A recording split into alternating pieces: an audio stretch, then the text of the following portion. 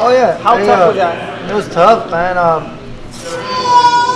The hardest job I did was I mean, at the time I was a freshman in high school, and it was summer, going into a sophomore year, and I got a job with my friend at the picking bell peppers. So we were picking bell peppers. So we'll get 2 buckets, like the white buckets, and we'll pick them, and then we'll once the buckets get full, we'll walk about 20-30 steps to the machine that spits them to the trailer.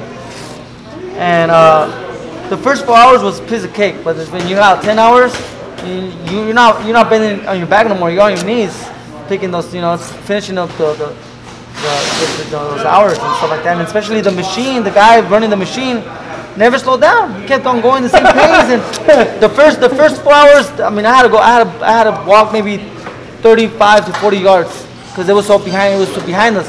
The last hour, it was like literally 15 feet behind us. It was like he did it on purpose to push us, not make us slow down. So. Hey, but he was a freshman going to sophomore. Yeah. So you were what, 15? 14, 15, okay, 14, 15. And he said the first 4 hours were easy. Yes. Can you imagine? Ask a 14-year-old right now if he would work in the strawberry fields, and if 4 hours working in the fields was going to be easy. None of those kids are going to try it. But he knew. He wanted a cell phone. He wanted clothes. So for him, he had to work, and that was easy. And for Robert, him. don't forget afterwards he went to box. Yes. There was no break from boxing. But I'm telling you, there was no break. So I'll go in at 6. Any kid in high school, They wouldn't do it. Fuck no, they would not do it.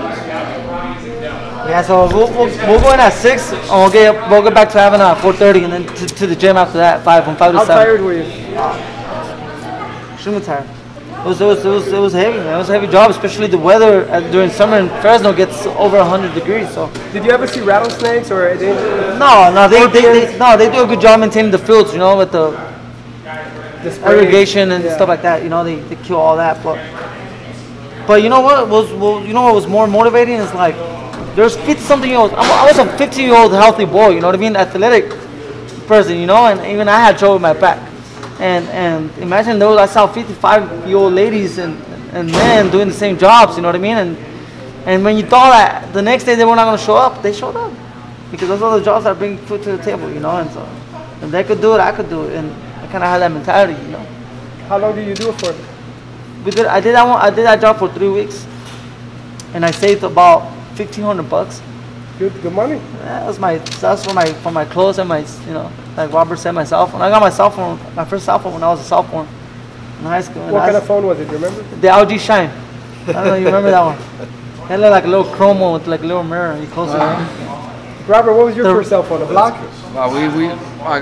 I used to have what was it? The Nextel. The Nextel. Oh, the Nextel. But it was we used to have those. I'm talking when I was like probably 17, but not through any company. It was they were cheap. Yeah, they were like the gold phones. Where we would pay somebody to go get into somebody else's account or something.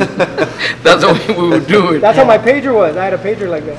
Where somebody else paid, and then when they found out they were paying an extra phone, they turned it off. Then we have to go do it again. Yeah, that was illegal. But yeah, I did it for a few months.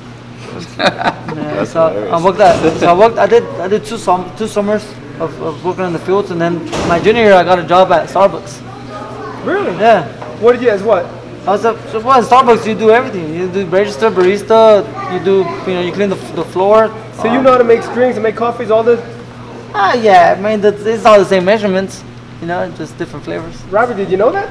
I didn't know that. Yeah, you're in charge of coffee duty now, bro. I tell you, this is an article that came out because I had just won I was 17 I had won the U.S. men's in Colorado Springs, and there was a big newspaper that came out saying America's best boxing barista.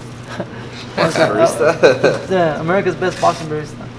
And my manager put the article on. You ever go back and visit them now when you're a champ? Yes, of course. They give you drinks for free?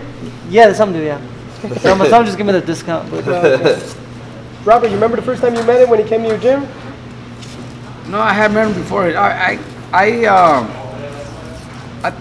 sure he remembers. I went to one of his amateur fights in Fresno. just to go see him fight, you know, and you know he was already, you know, obviously everybody in the amateurs knew about him, and I went to see him fight when he fought in Fresno, and he would come to my gym in Oxnard spar a few times. So yeah, we have known him since he was an amateur. You ever think Robert would train you? I had it in my mind. Yeah,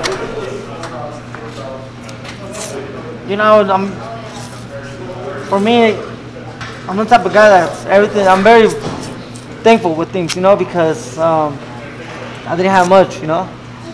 So boxing wasn't huge in Fresno, you know what I mean? Even in the amateur program, it wasn't huge. So when the name Robert Garcia came, you know, into the conversation, you know, it was like it was like a celebrity coming into the conversation, you know. With the name Freddie Roach, same thing, you know.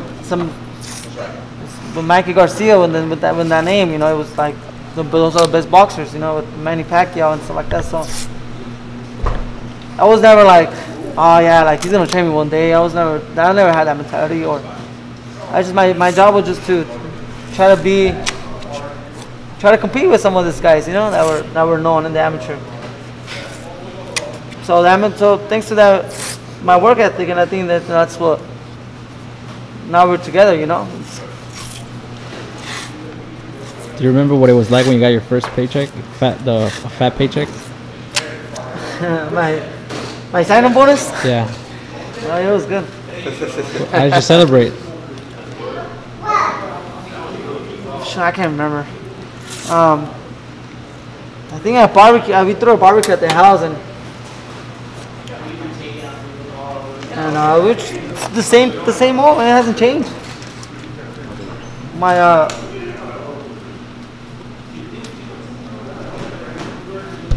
now is where all the good stuff comes, you know, financially and stuff like that. The main key is to like invest your money, you know.